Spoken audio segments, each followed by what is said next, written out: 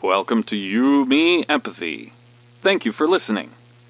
We would like to remind you that this podcast is for informational and entertainment purposes only, and is not a substitute for medical advice, diagnosis, or treatment.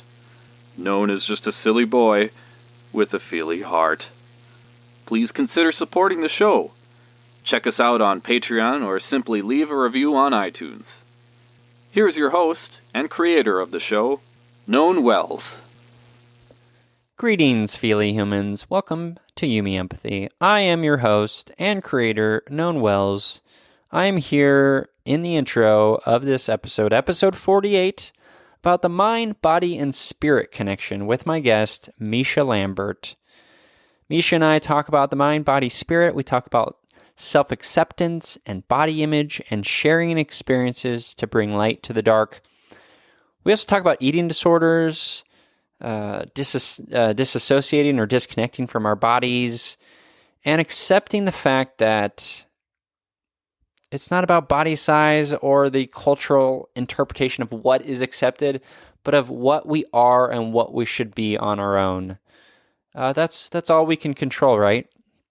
I know that I struggle with body image myself, as someone who is a recovering anorexic, and it's important for us to understand that what people say, what culture tells us, that's not real. What is real is what we know for ourselves. And I know that's hard sometimes to accept. It's hard sometimes to be okay with, because it's maybe just us on an island alone, saying that, to ourselves, that self-talk, but we are powerful enough to accept that. And we are strong enough to say, no, this is who I am. And this is a beautiful and valid thing. Right? Right. And so Misha and I talk about that in this episode 48.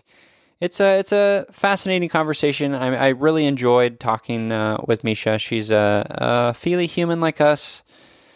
And before we get to the show, before we get to my chat with Misha, I wanted to remind you that you can follow You, Me, Empathy on Instagram and Twitter at You, Me, Empathy. Please give us a follow over there. And also, we have a Facebook community at facebook.com/groups/YouMeEmpathy. Go join the group and join in on the conversation. Lots of lovely, feely human conversations going on over there in the Facebook group.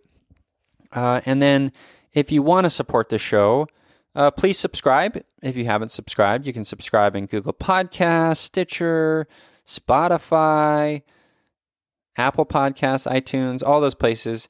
And if you want to support the show, again, without costing you any money, maybe just a little bit of your time, you can leave a review. I need reviews. I need them. I need them in my life. I love reading them. They fill me up, and I would appreciate it. So go over to Google Podcasts or Apple Podcasts and leave a review. And let me know about it if you do. That would be great. And then I can read it on the show. Just like I'm going to read this one. This one is submitted by Lauren Michelle. She's a recent You, Me, Empathy listener, and she's someone who reached out to me recently via Instagram.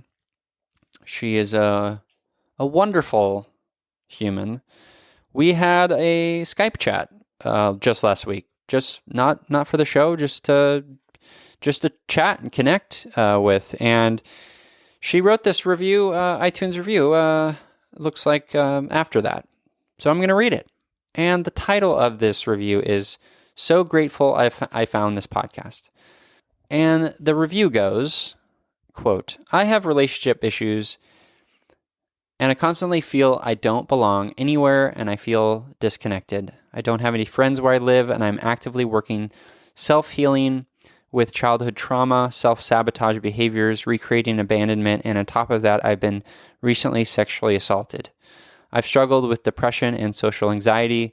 I was overwhelmed with all the emotions and feelings, feeling unsafe to share and being judged and not able to relate, connect, or share my struggle with other humans and keeping it to myself.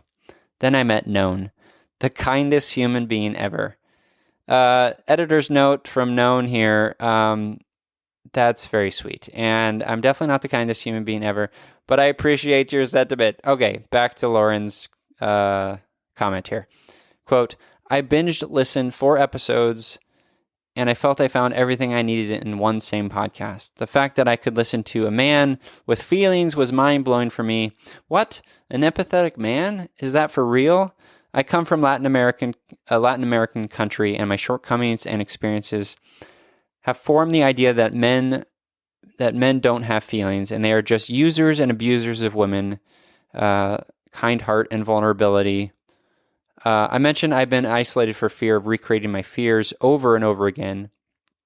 He offered to talk with me and let me share what I was feeling and made me feel safe. A total stranger dedicated 44 minutes of his life to listen to my struggles, while my, quote, friend takes weeks to reply to my messages. This podcast is relatable, vulnerable, supportive, and a safe space to share, and a safe space to feel free to feel your feelings. I literally take notes from Tony the therapist's insights when I felt it resonate with what I'm going through.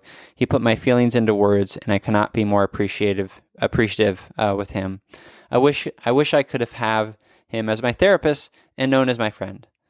Love you all, and let's feel free to feel our feelings. Check out my art therapy on Instagram at Miss Neglected Child. That's MISSNEGLECTED Child. Miss Neglected Child. End quote.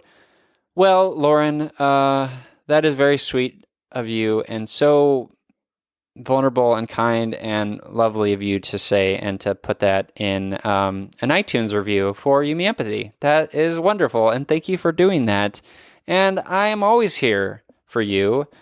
I'm always here for any of you folks, any of you feeling humans. If you wanted to talk, I'm here to talk. I'm not a professional, just a silly boy, but I'm here to talk and listen whenever you need it. I'm on Instagram or Twitter at YouMeEmpathy, so you can always reach me there, or you can email me at YouMeEmpathy. That doesn't work. It's youmeempathy@gmail.com. So, again, if you want to leave a review in iTunes for me or Google, leave one. That would be wonderful, and I'd read it here on the intro, and yeah. That's just a lovely exchange of me doing this podcast. This podcast I love so much. It brings me so much joy and meaning, and knowing that it's impacting people like Lauren, it fills me up. It fills my heart up, and I love it. So I'm going to stop blathering and get to the episode. This episode is with my guest, Misha Lambert. And it's all about the mind, body, and spirit connection. So please enjoy.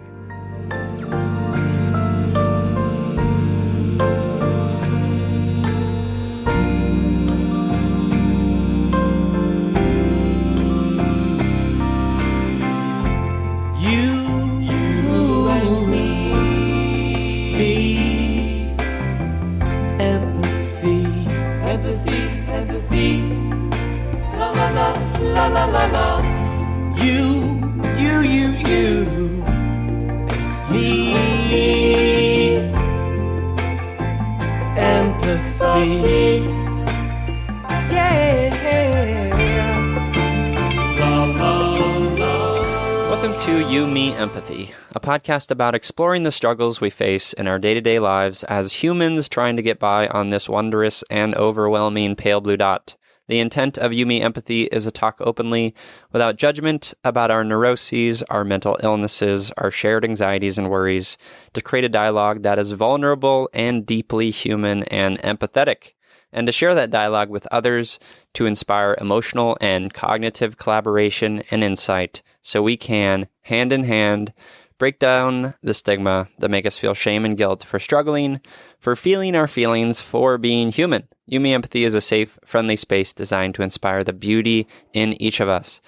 Today, I am excited to explore the mind-body-spirit connection, subverting norms, and empowering silence voices with theater performer, songwriter, objectification rejector, and proud Emerson College graduate, Misha Lambert. Hello, Misha. Hi, what an intro. Thank you. That was so nice. Thank you. Yeah, thanks for being here on You Me Empathy. I'm so excited. I can't wait. I'm jazzed. I am also jazzed. I am possibly, the listener doesn't know, but I'm doing jazz hands right now. Oh, that's awesome. Thank you for those. Of course. Before we get into your story and, before I get into that, for the listeners, today we're going to explore some things that we haven't really explored on the show today. And Misha brought these topics to me, and I thought they're really quite exceptional. The mind-body-spirit connection, subverting norms, I can't say that word, and empowering silence voices, which is all great stuff within the context of mental health and just human connection. So I'm excited to explore that. But before we do, as we always do on the show, we're going to do an emotional check-in. How are you doing this week, Misha? Oh my, it has been such a week for me. I am in a new relationship, so I'm like riding the wave of that, and I am finding myself to be so vulnerable and so emotional and so raw, which is a beautiful thing in a lot of ways, but in a lot of other ways, it's like, how am I going to tolerate these huge feelings that I have? Which is just my ongoing journey, is like, how am I going to tolerate these immense, gargantuan feelings that I have inside of me? I have this very deep well, and it's a gift, and I don't like to think of it as a curse, but it's certainly an obstacle course that I'm on. Yeah, I relate to that immensely. Yeah, I bet. I've heard you talk a little bit about your journey too, so I can tell you're a deep feeler. What does that look like for you in the context of like relational stuff? Well, this relationship is different in the sense that it's like my first adult romantic relationship where like honesty is a pillar and of the whole thing that we're doing. And so I feel really safe to talk about what I feel. But if in relationships, I tend to really need to speak on anything and everything that's coming up for me. And that doesn't always work for everybody. That's not how everyone likes to process. And I'm a big verbal communicator type of person. I process out loud and I process as I speak. So it's challenging. Sometimes it's very welcome in a relationship. I have a lot of close friendships where we are comfortable enough and kind of see the framework in the same way, in that we can call each other and be like, hey, so this one thing you said to me last night has just been making me feel icky and sad. And so I just want to address it. And I know your intentions are good, but I feel this way. Yeah. And so I think that, so I identify as queer. And I think that a big part of my queerness is this exactly, like the way I feel and the way that I express my feelings in the world and to other people and to myself and through my art. It feels very queer. It feels like something that not a lot of other people are doing, and the ones that are doing it, I'm very attracted to. Sure. I'm very attracted to this podcast that I feel like is in a lot of ways subverting what we have been taught, which is all baloney. Yeah, so much baloney. So much baloney. Well, that's such a beautiful thing, and I'm so happy for you. And I just have to say, you're a young person, and you're having the, I mean, I don't like to call out age, but like I'm just in awe of like the stage at which you are in terms of just your young age and being able to address these things and talk openly and be vulnerable. It took me a lot longer than you. Not that it is a competition, but it's just Right. I think that's so great, and I just want to commend you for that. Thank you. That's really nice. I mean, I was thrown into dealing with myself at a really young age because I am just like a lifelong illness is a word I'm trying more and more to like make peace with, but also like navigate away from, because I do realize that it keeps me stuck in a place of like self-identifying so hard with being an ill person. Sure.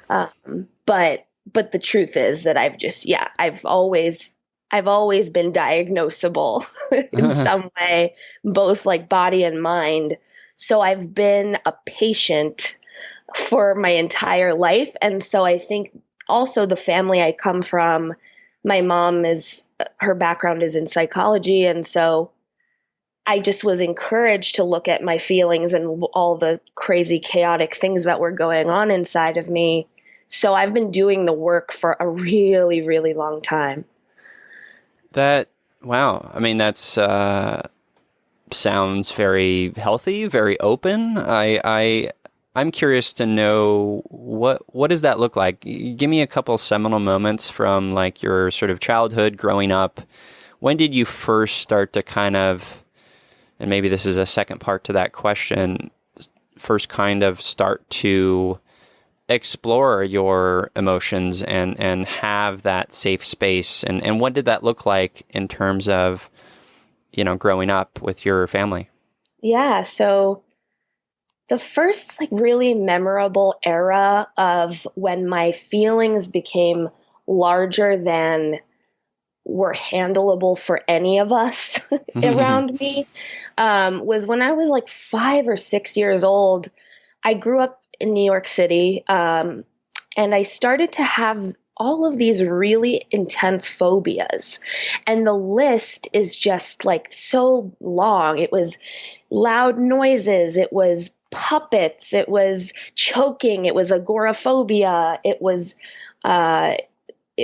like large animals. It was claustrophobia. It was like there were so many, and it kind of all came on at once. So how old were you at that point? I think I was like 6. Wow. Yeah.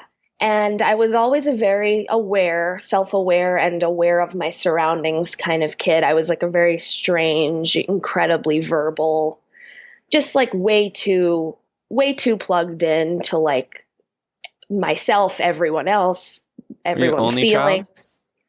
I have an older brother, but I didn't grow up in the same household as him because he's 20 years older than me. Gotcha. So essentially I was raised as an only child. Yeah. So basically the main fear that was really impeding my daily life was elevators, because living in New York City, you can't get around without going into elevators. It's the city of elevators. It's so true. It's all vertical. So, we were living on the 7th floor of a building, and my parents were indulging me in like walking up the stairs, which they were like, this is getting ridiculous. We need to, let's get you some help. So they brought me to a really brilliant child psychologist. And for 2 years almost, we kind of hacked away at these phobias, but specifically the elevator fear. It was a big goal. And we played games. And I mean, child psychologists are just so cool when they're great. Yeah. Because they really have a way of connecting, and they have a way of connecting to the child, and they have a way of helping the child connect to themselves in such a non-violent, not scary way. So I had fun. What kinds of activities were you doing? There was this game I'll never forget called the Thinking, Feeling, Talking game. It's a board game. It's like Candyland, but for feelings. And you kind of like roll a dice, and and you move your piece to a square, and then you pick up a card that correlates with that color, and it's like, so your friends are talking about you as they eat lunch. What are they saying? Huh. And I was like, I remember my answer to that type of question was like, well, they're saying that they really wish I was there and they love me. Aw. So like in a lot of ways I was like doing fine with like the way I saw myself in the world. Yeah. I just think that like the phobia thing was interesting because there was something going on, obviously on a much deeper level that involved like a deep sense of fear in the world. And I'm not sure that I recall ever like really tapping into that. Like children, it's really hard. That Yeah. would be almost impossible, I think, for Right. a 6-year-old, no matter how like special. But I did work with this therapist on aversion therapy, meaning like, let's do some exercises where let's go in an elevator together. And like essentially we worked up to me going into an elevator alone, like with another adult, but not my parents or my therapist or like anyone super close to me. Okay. And so that happened. This is actually just such a good story for storytelling's sake. And we got stuck in the elevator for like 5 hours. Oh my gosh. It's like too good to be true. Like Yeah. the story is too rich. But I mean, obviously we were fine. And it was my aversion therapy. Like that was what needed to happen because after that I was stuck in an elevator in New York City for 5 hours. The fire department came and they were like, well, you're running low on oxygen. And I was like, oxygen? That I'm didn't even 6 cross years my old. mind. Literally, yeah. I was like, oxygen? Oh no. And What we did got that out. feel like? Like in there, do you remember like some of the feelings while you were in there? I mean, 5 Yeah. hours. It's a great question. I do remember it setting in like, yup. Because when you deal with anxiety, no matter what age, a big part of anxiety is like preparing for nothing, meaning like Sure. just re-envisioning and reliving, and like your body is already going through the trauma of what hasn't even happened. Right. So right. I had prepared myself with all that worrying and also like with all of that preparation I did with my doctor who, you know, really helped me understand that like my life was not going to be in danger no matter what. And so I kind of remember just settling into it. I mean, there was a little panic and then I was like, yep, this is exactly it. This is the thing that I've been really fearing. And you know what? I think it's going to be okay. Wow. It What a was lesson to wild. glean at such a young age. Yeah. And, you know, I really, really was never afraid of elevators again. Truly. So that worked. That little experience worked itself out. You were fully eligible to go apply for the Wonka factory thing. You can go on the glass elevator. Exactly. That's a stretch, but yeah. Honestly, for like an elevator phobic person, a glass elevator is much better because you can see outside. Oh, sure. Yeah. Yeah, it's like, you know, all the inner workings of like your particular neuroses that no one would ever think of. But yeah, no, it really did in a lot of ways cure me. And it also like set up a really good pattern for dealing with each of those phobias one at a time. And with some time, they all have dissipated. I'm really not a fearful person in my adult self. And that's really kind of amazing. In fact, I'm pretty ballsy. Like I'm pretty brazen. And where in my physical self, I'm a little more cautious. My emotional world is like, there's nothing I don't want to do. Like I just always am ready to dive and do scary things. So you I feel learned like it seems you learned this lesson that early on in a very real sort of structured way that I am in this thing, this thing I'm fearful of, and I got through it, and I'm going to be okay. And then you took that framework into other aspects of fear, right? Yeah, I guess so. I think it really did help. Yeah, it was an amazing, like, it was almost as if the psychologist like curated it. She didn't. Yeah. I mean, like the joy and excitement that I had telling her what happened at our next appointment was like unbelievable. I was like, you will never guess what happened. I mean, that's perfect. Yeah. So that was like the childhood version of me was like very limited. I was like, I was fearful. I was like, but also I have always struggled with like chronic health issues, chronic breathing problems in particular, which breathing is so connected to our emotional system, obviously. Oh my gosh. Yeah. So much.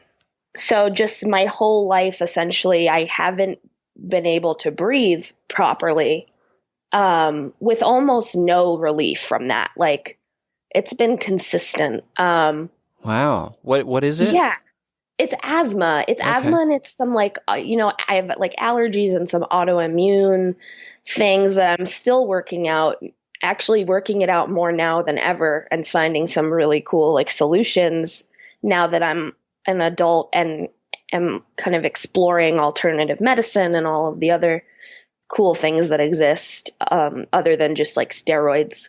Mm-hmm. But so that's also part of like my fabric. And I'm really diving into that as I work with some really great mental health practitioners here in New York City, how intertwined my body and my mind are, and how hard it is to even separate out, like, is it the chicken before the egg or is it the egg before the chicken? Like, can I not breathe because I'm nervous, or am I nervous because I can't breathe? Or is the depression a symptom of asthma, or is asthma triggered by, it's like so interesting. I've always been a bit of a medical mystery to people who are supposed to know. Yeah, I relate to that a little bit. I have terrible allergies and have weird stomach ailments as well. And, I've come to a place in my life where I have sort of just kind of accepted it. And in that acceptance, I've found a lot more peace, certainly like discomfort at times, but I realized that much of my, intense allergies, and my allergist had said he'd never seen a worse case in his 30 years as an allergist. But I realized I tied so much emotion and anxiety into my struggles with allergies specifically. Yeah, because it's a very difficult thing to deal with in your body. Totally. Yeah. It's not only like, I feel sorry for myself because I'm in discomfort. It's like, no, your body is really trying to work things out for you, and it's getting frustrated. Yeah. Yeah, totally. I would, one of the like, symptoms of my allergies. And at one point I was taking anti-malaria drugs, which didn't work, but I had like intense itching issues, and then intense, like overheating. So my doctor told me I had like, what was it? It was abnormally high levels of like natural histamine in my body. We all have histamine, but like I had double the normal amount, which caused like overheating. And so like there was a period of like 2-3 years where I regularly like dunked my head in like ice baths because I was so... And I was hot, but I think a lot of that was just anxiety because it made me flush and it made me sweat, and I felt like such shame for that experience, and I hated being seen in that. And so I developed this sort of coping mechanism and sort of just, I'm going to hide myself and douse myself in ice water.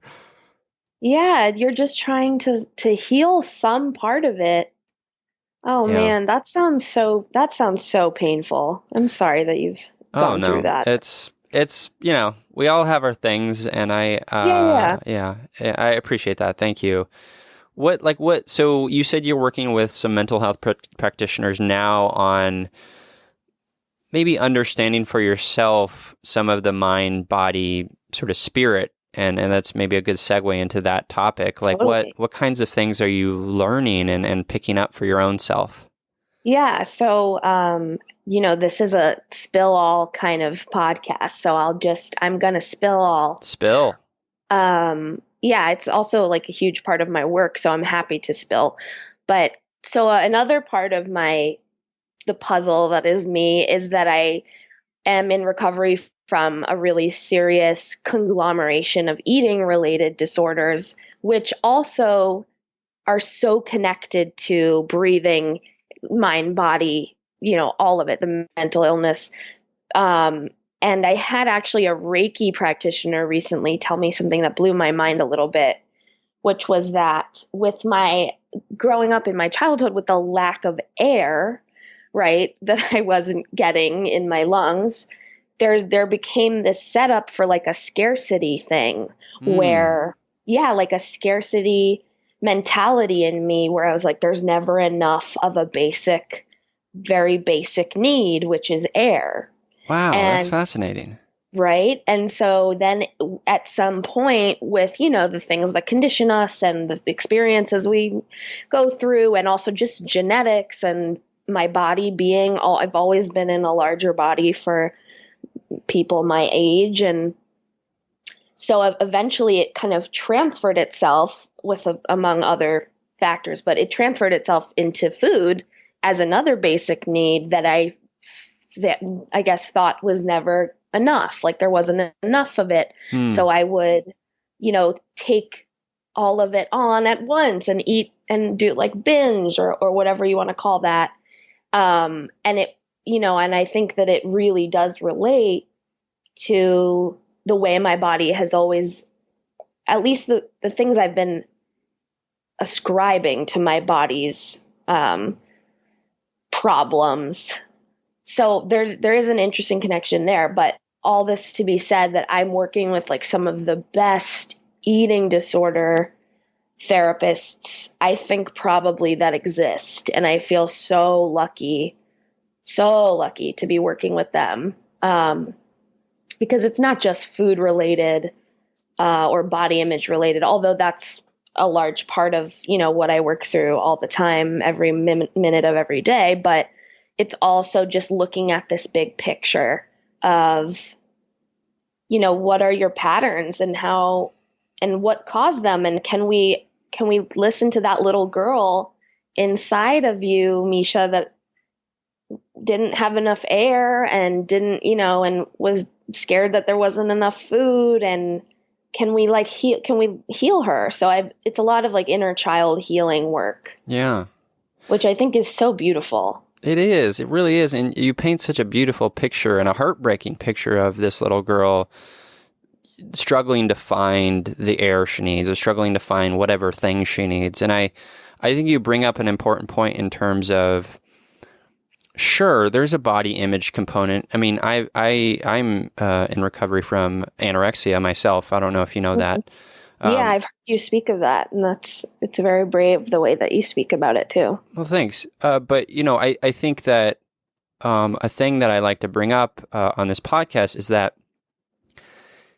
it's not just body image, or it's not just this one thing. Like we need, as a culture, to stop talking about these things in sort of single-minded terms or narrow-minded terms, and that's a understandable thing to do because it's easier. We want to put things in boxes, but when it comes to complex eating disorders or mental health, there's so much complexity, and there is so much, as you said, about the inner self and the emotional grounding that we develop as children and, all of that stuff. And I think that is really important to explore. Me too. And that's why I'm so fascinated and excited by mind-body work in general, because as you said, you can't look at one without looking at the other.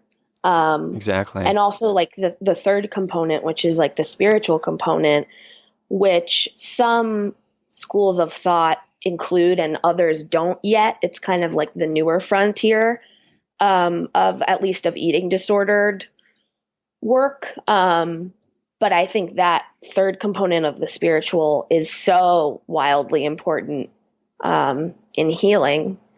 Yeah.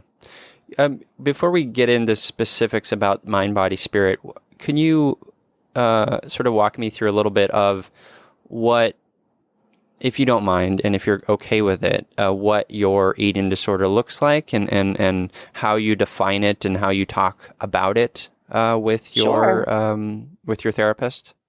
Yeah, sure. It's cool to be asked that. It's really very cool. Basically, there are all these different diagnoses. There's anorexia, and there's bulimia, and there's binge, and then there's something that's called EDNOS, meaning eating disorder not otherwise specified. And that's kind of where I am, because I have little facets of all of those behaviors, or I did, in a very amazing kind of journey-ish way. I've like the behaviors themselves don't really present as much anymore for me, but obviously the thought patterns are the things that are the hardest to crack, because they're the deeply harmful beliefs that are ingrained in us Totally. by everyone and everything everywhere at all times. Yeah. It's the epidemic. So basically, what I figured out with the help of my therapists is that I've been largely underfeeding myself for my whole life, which is interesting because, especially if you're new to the eating disorder world, it's something that I'm sure you've heard of this, but those who haven't will be interested to hear that it doesn't really matter what your body looks like on the outside. Like, all body types are eligible to be all kinds of disordered. So like my larger body is very much anorexic. Mm-hmm. Even though like that might not make logical sense to someone on the outside, that's kind of one of the hardest parts of dealing with a mind body disorder, is that like some of it you wear on the outside and some of it is invisible, and like you don't have a choice about which is which. Yeah. Yeah. So there's like almost like a convincing we need to do to break down that idea that, anorexics are thin.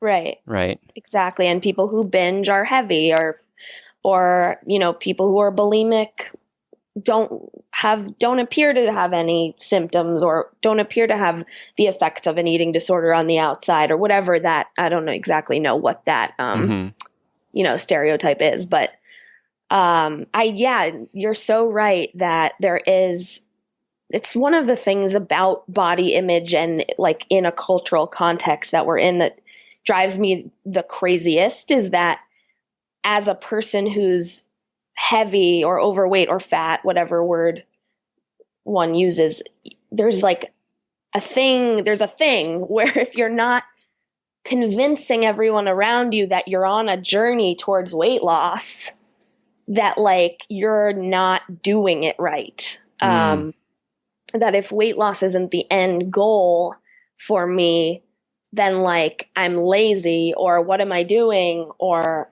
how am I'm in therapy, but I'm not losing weight. How is that a thing? Or, like a lot of result oriented and like, shrinking oriented thoughts of like, it's okay if it's more okay if you're fat, but like working out all the time and making sure everyone knows it, than it is to just be fat and in recovery, and has nothing to do with the size of my body at this point.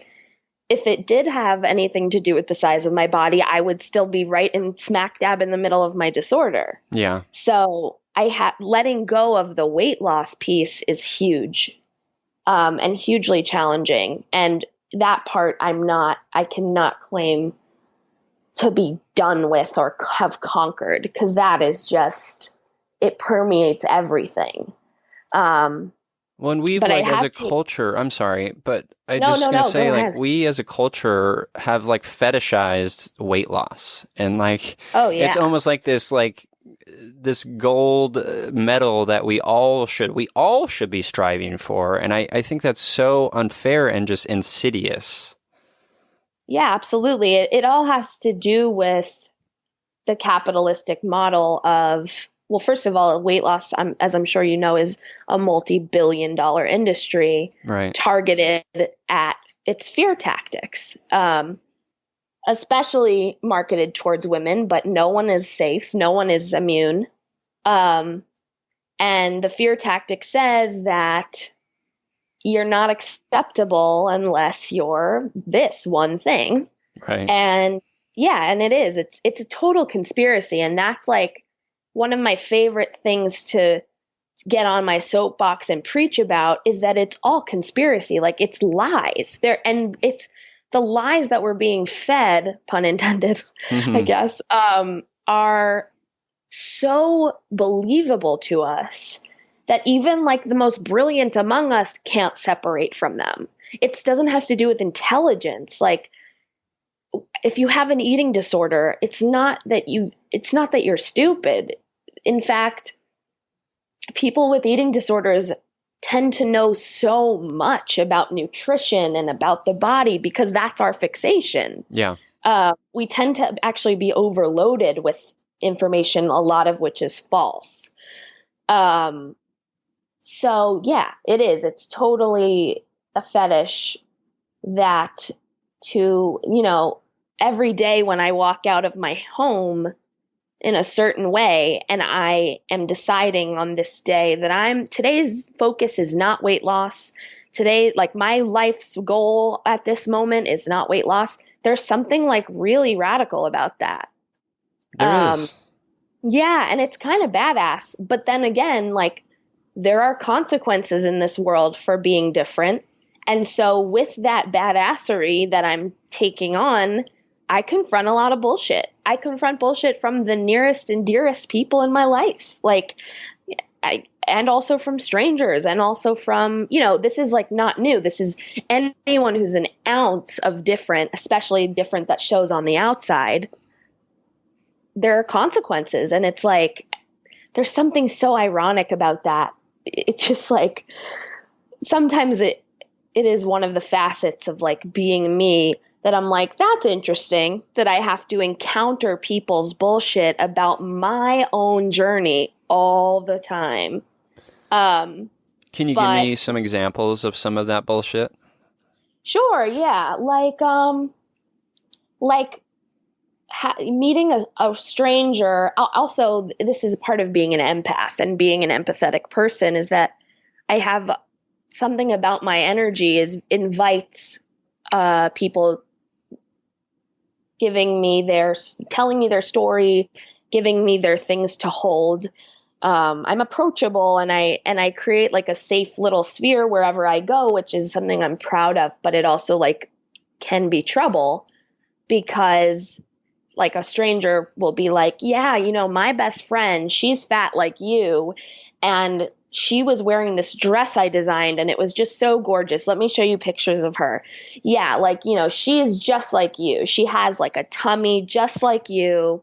And she is really big, and it's just like people will bring wherever they are with weight and this issue and body image right to me. Wow. As if I'm the landing place. And I'm like, that is so interesting. Like, I don't think I mean to invite that.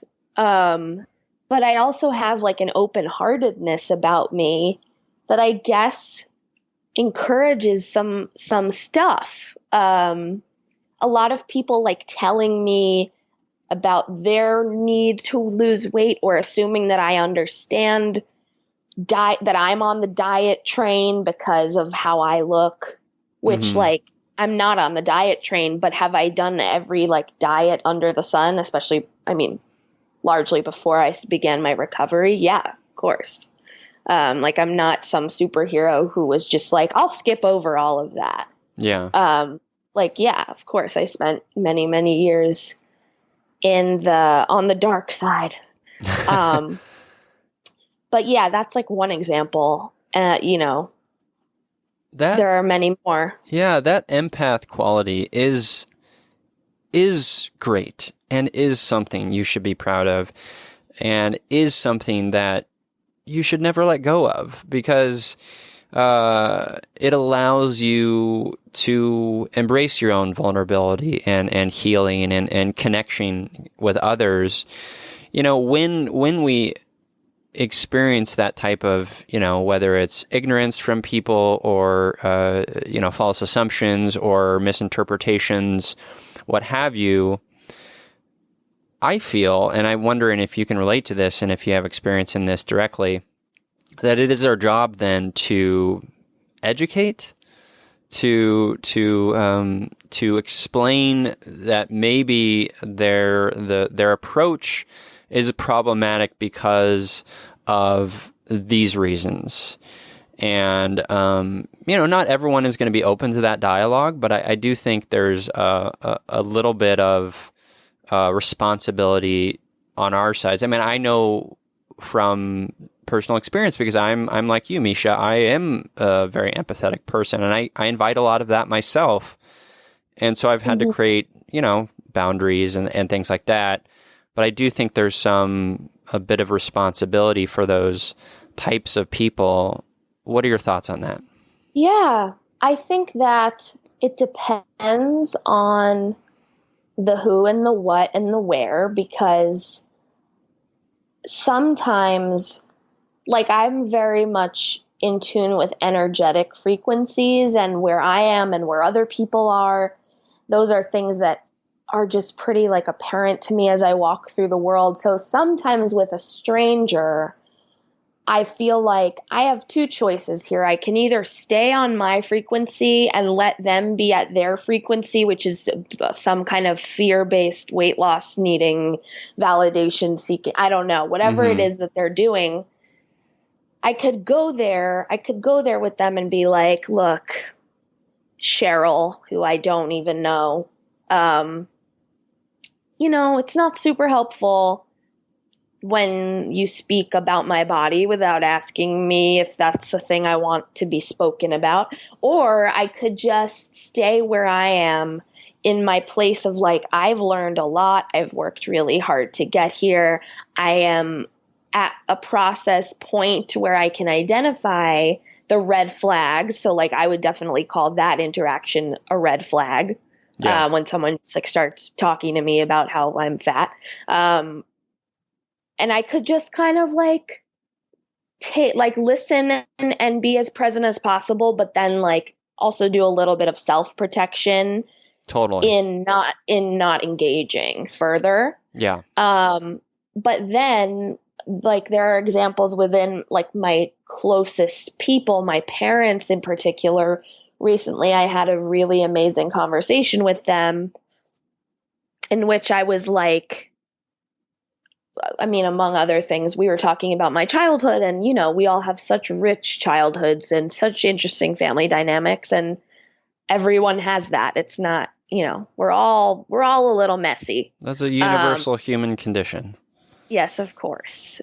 But I did say to my parents rather recently, like, I need you guys to fully let go of the idea that I'll ever be anything other than this person in front of you. And I mean that like in a physical way. Okay. Like, this may be the physical form that I am forever. Like, I may never lose a pound. You know, I may never gain a pound. I may gain 100 pounds. Which, like, all of those things to say from my mouth are very scary.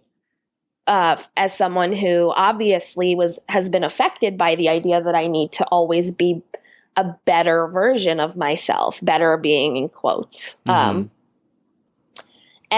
my parents really took it to heart, and they're amazing. I mean, I have two parents who are very evolved and also open to evolution and really love me enough, love me in a certain way that they can hear those things even when it's not easy to hear.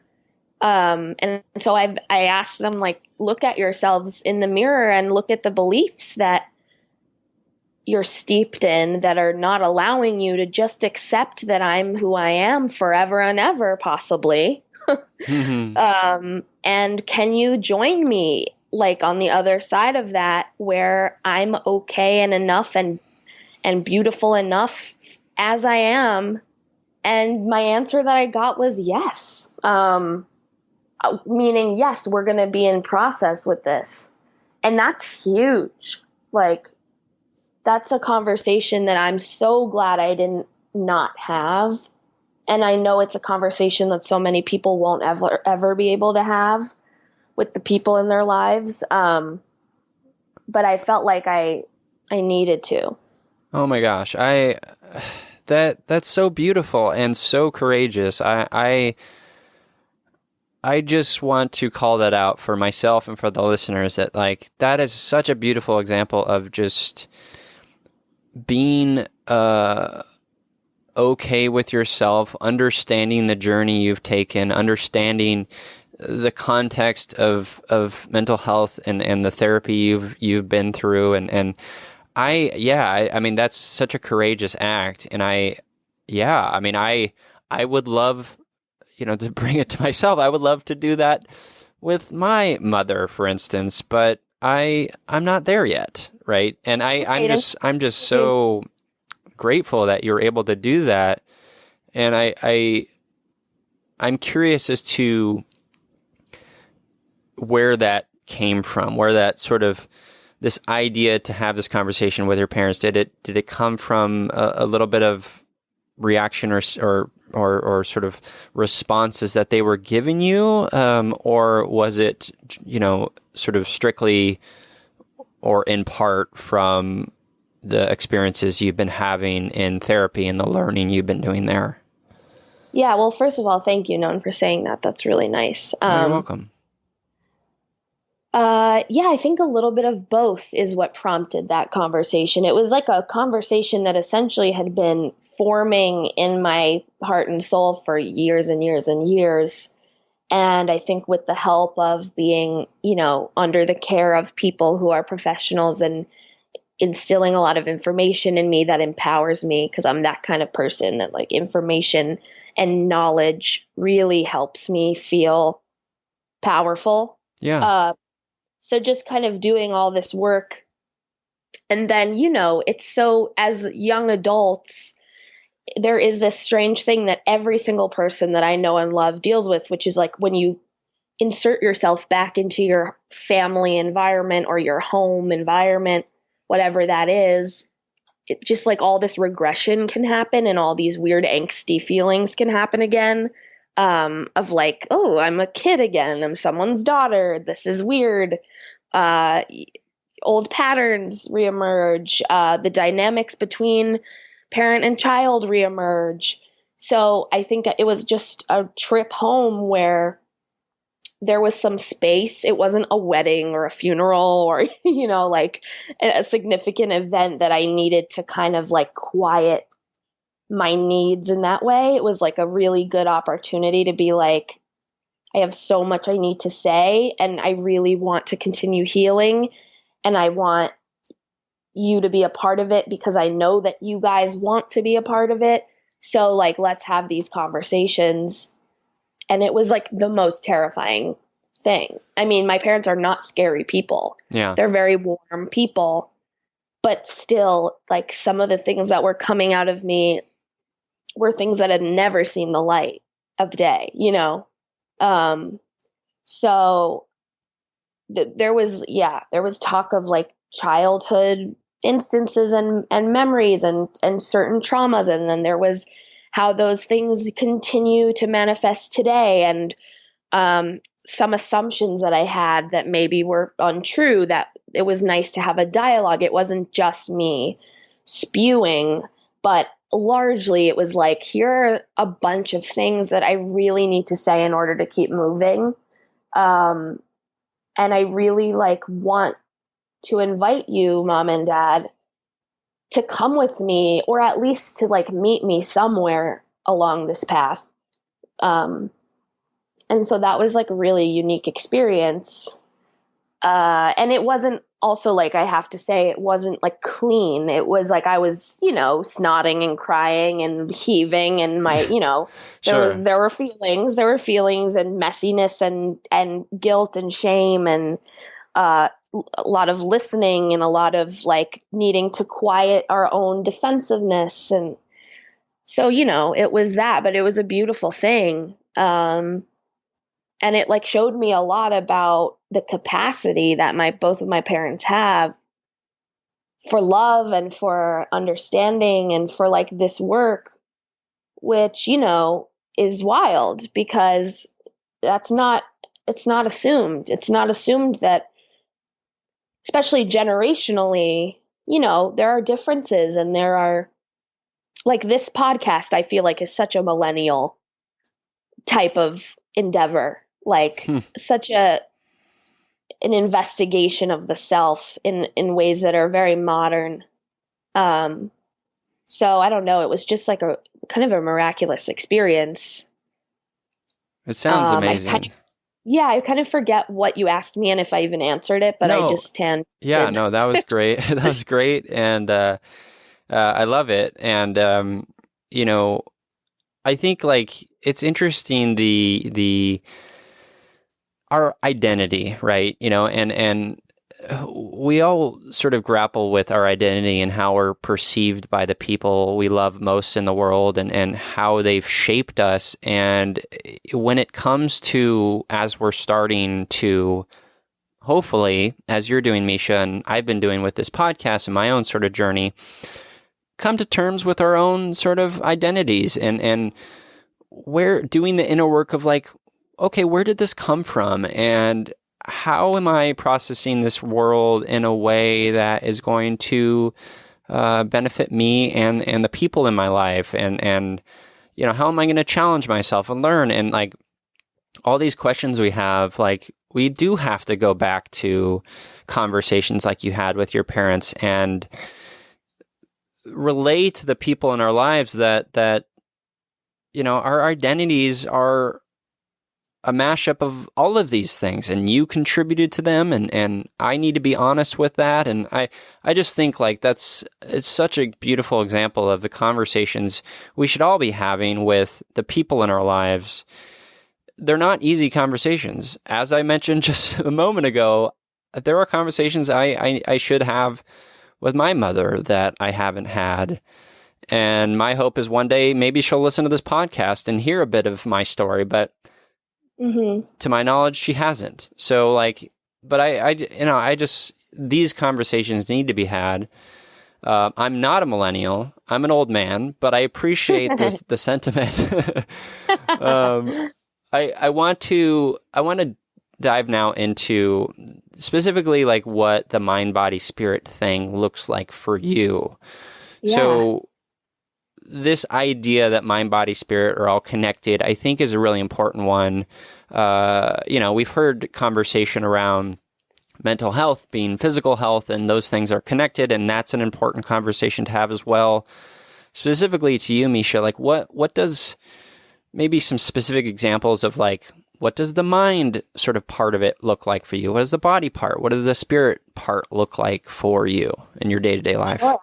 Well, just before I answer that, I just want to say one more thing on the previous topic, which is that having those kinds of really vulnerable conversations, it's not always doable because it's not always safe for everybody. Totally. So I acknowledge that too, and I also think that not putting yourself in danger is an act of bravery too.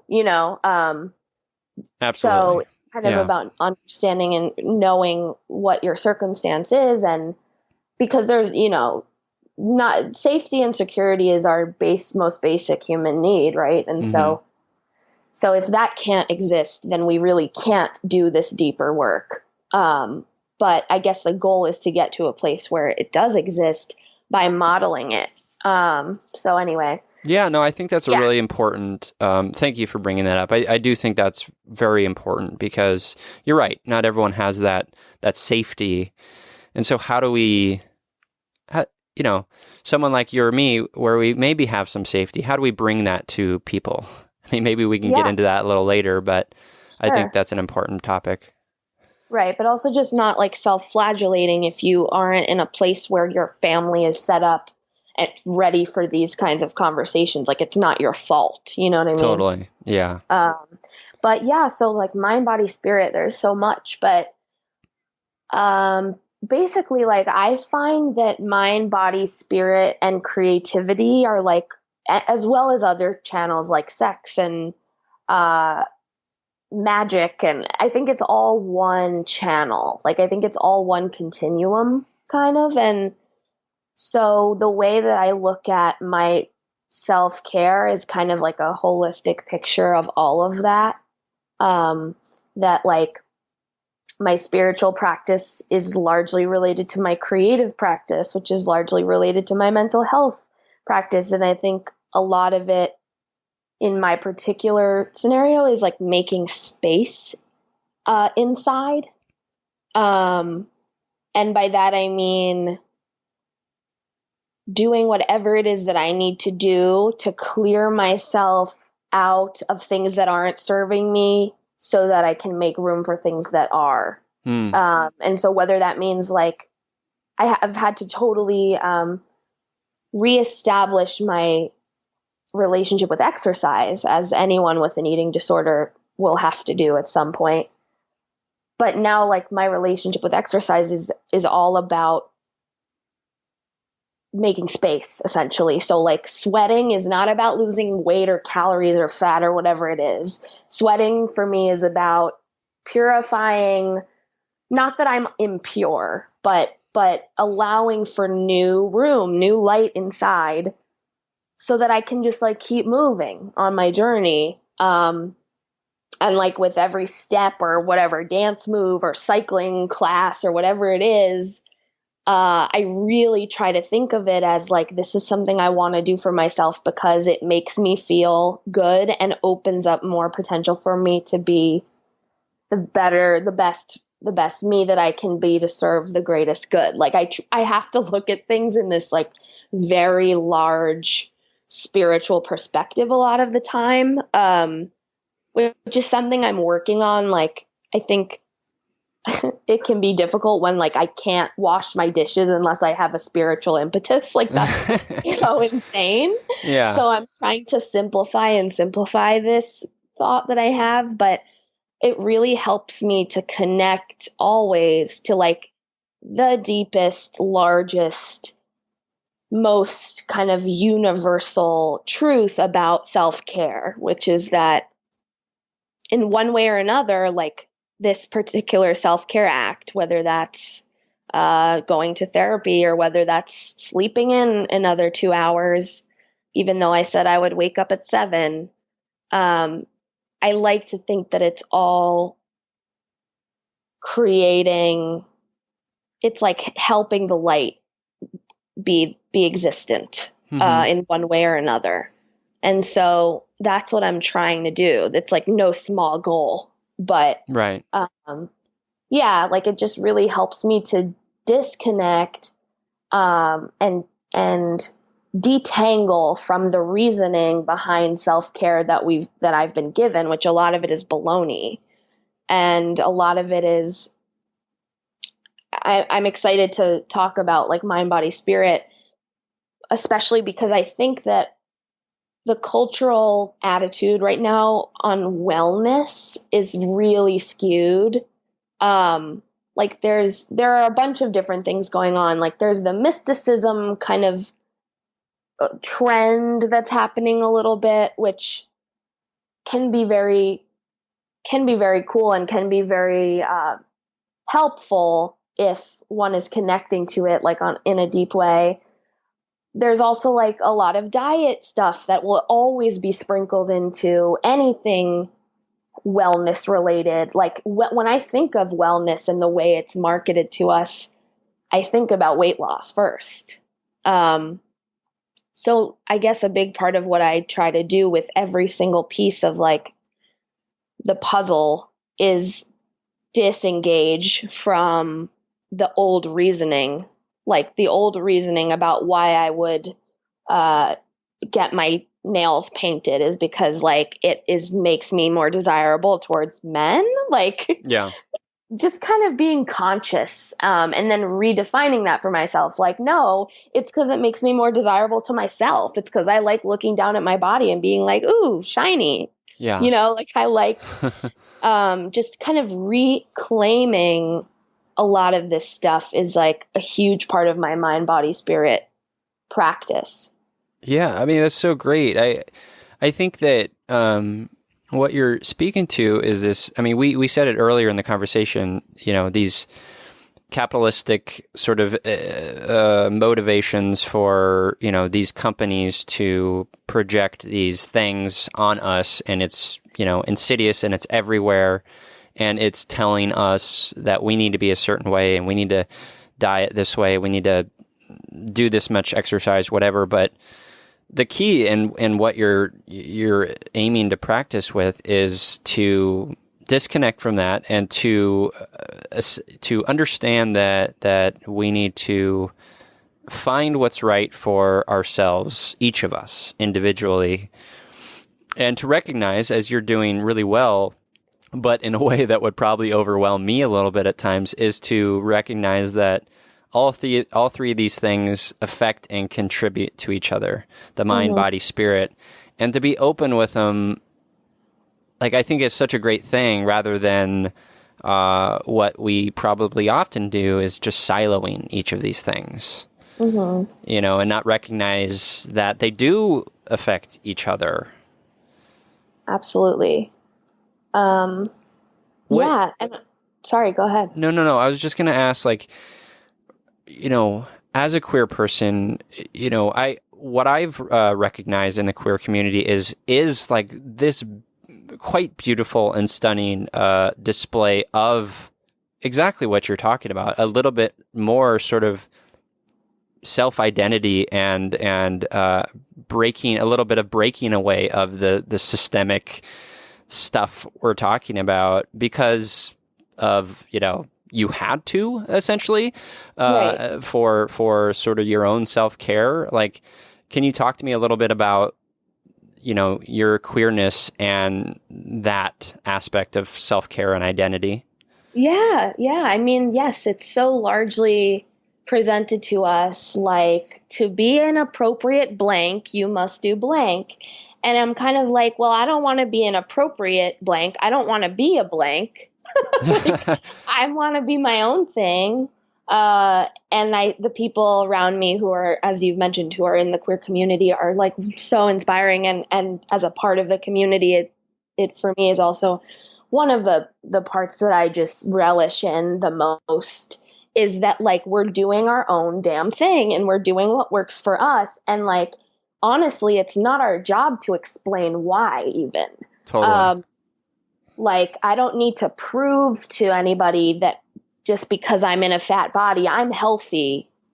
Like, it does, like, that's a part that letting go of is huge. Like, I don't need to prove to anybody that my choices are right, because that's not what my choices are about. My choices are about making my time on earth tolerable and available for connection and love. So like, yeah, I think that, again, like, my queerness to me encompasses all of it, and it encompasses my body, and the fact that I'm making a decision not to police my body and not to control my body in the ways people wish that I would. I'm kind of saying like, well, fuck you. Yeah. The same way with how I love and like the kinds of relationships I'm in and the kinds of people I date and the kinds of friendships I have that are very intimate, all of it, from head to toe, from like a blazer to like a romantic relationship. It's all queer because it's coming from hopefully, and I'm working on it, it's not perfect, but like it's coming deeply from me. Mm-hmm. And Yeah. I think that's the goal. And I think there's a really interesting connection there with body image disorders or eating disorders, because a huge part of that is that people with eating disorders have disconnected themselves from their body's needs. They've tuned into another thing, which is like other people's needs, other people's ideas of what they should be putting in their body, other people's ideas of what their body should look like and how they should function and what they should need and how much food and all of that. So a big part of my recovery and big part of just day to day is like trying to listen to my own voice again and be like, what do I need? And sometimes all I hear is silence. Like sometimes I really can't hear it because it's been conditioned out of me, as it is for so many of us.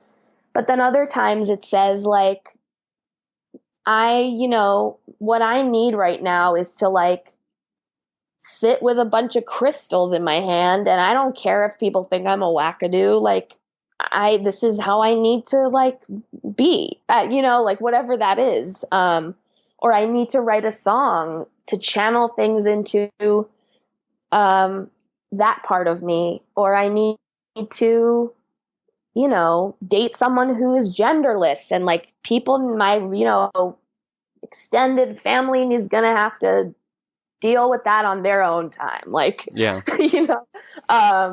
It's just like this. I guess the point I'm making is that it's all so connected. And I've chosen to take on queerness as like a way of being. Yeah. And there's so much, beauty and opportunity for what we all need as humans in this world. The connection on the deepest of levels, like when we are able to independently, like on our own, conceive what is of value and what is of beauty to each of us individually, like that is the purest place we can be. And it doesn't matter what the systems say. It just doesn't. Mm-hmm. And I know that's hard.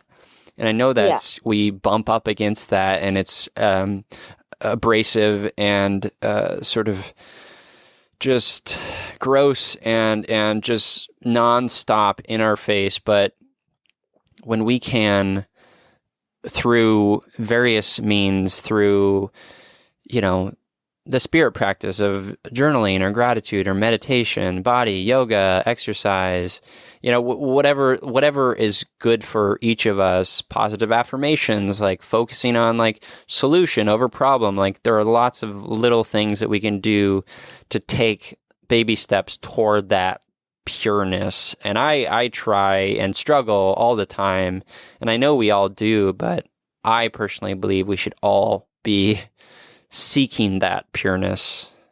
Mm-hmm. Yeah. And that we should all be connected to the idea that like everything, every rule that we know of is made up. Essentially. I mean, there are very few things that are set in stone by white, middle-aged, middle class, cisgendered, straight, white men. Yeah. And that doesn't, and like, so if that doesn't reflect who I am, then like certainly those views are not going to work for me. And even if I am a cis white straight dude, that still might not work for me. Like just questioning things like I'm Jewish, and the thing that I think is the most beautiful about Judaism, although I'll claim that I really don't know that much, is this like idea that we are here to question everything. And that makes a lot of sense to me, to challenge everything and make a life and make a world that works best for the individual self. And so then we can get closer to love. Yeah. Get closer to the pureness. Yeah. And that's curiosity, right? That's, we need to, as a culture, understand that questioning isn't a bad thing. There is this aspect of culture where questioning is like looked down upon or something. Mm-hmm. Like I brought this up in a previous episode, I don't remember which, but this idea that like, a child goes to their parents and they ask a question and the parent says, just because, or, Right. I'm a parent, you don't understand, you're too young to understand, this, and that type of like thing exists in a lot of places, and it discourages this curiosity and asking questions, which is a great thing. It's how we learn and understand and grow. Yeah, and people, we need categories to largely to make sense of the chaos that is like the world, and it keeps us safe and it keeps us unconfused. But like the truth is, hate to break it to you, but we're chaos. We are chaos. Like it is all a mess. We are messes. We contain way more than we have language for. And so to me, questioning is like indication of someone doing the work. Like that is what the work is to me. Totally. We're all trying to figure it out. As I say at the top of every show and at the end, it's both overwhelming and awe-inspiring, this pale blue dot. We're all trying to like understand it. Yeah, I love that intro. It's awesome. Yeah. Yeah, I mean I love all of this, what we're talking about. I think it's so important, and I'm glad you are contributing to that conversation for the people in your life and for yourself, Misha. I think it's just so great. Thank you so much. I really appreciate that. Oh, you're welcome. Talk to me a little bit about speaking of that work, some of the work you're doing as a performer, creator, writer, etc. Yeah, so I'm pretty multifaceted, especially at this point. Like I definitely feel like I'm still narrowing in on if there are a couple of mediums that are really like mine, or if I'm just kind of a person that needs to use all of the mediums all the time. But right now I'm focusing on making my first album that is songs I've written and performed. And a lot of them are like socially conscious, and a lot of them are very personal and like tap into these topics of mental health and empowerment and spirituality, but in a way that I think, or I hope, is like still fun to listen to, because I'm a deeply musical person, and I believe that music needs to be like, there's an accessibility factor that needs to exist with music. Like you gotta want to listen to it. Sure. So it's sure. that like fine balance of making the songs meaningful, but also making them jams, and making them elicit a certain feeling or a certain freedom or a certain beauty. So it's really a cool process. It's challenging me in a lot of ways, because I have no lack of color and creativity and ideas, but I do struggle with logistics more, and I struggle with being patient, knowing that there are so many cooks in the kitchen that need to be a part of a project, and I can't do it all myself, although I have tried. Yeah. So it's exciting. Like I'm really excited. I have so much music that I haven't released. And so to have all this huge body of work, like basically in my closet, I'm just really eager to get some of it out into the world, and excited to have people listen to it, especially the people that I know and love, and hear what they have to say, just like on a very dialogue type of level. Like I'm just really excited.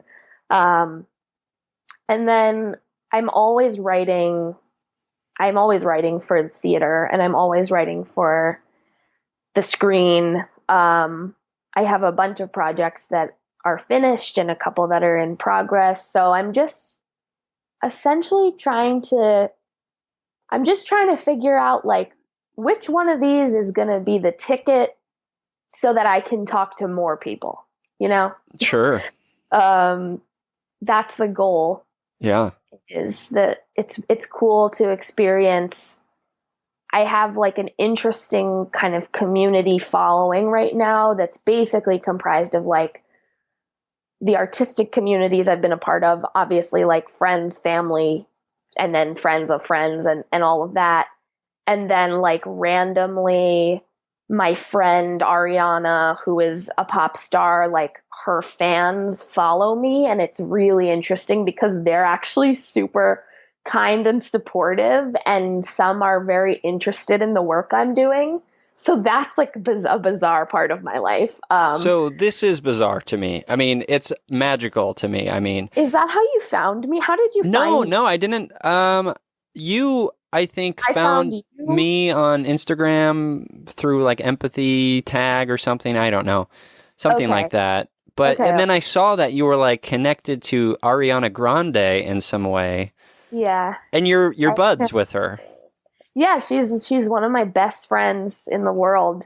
We've known each other since we were 10. Amazing. And yeah, she's like the best person ever. And I mean, it's very simple. Like she's just the best person ever.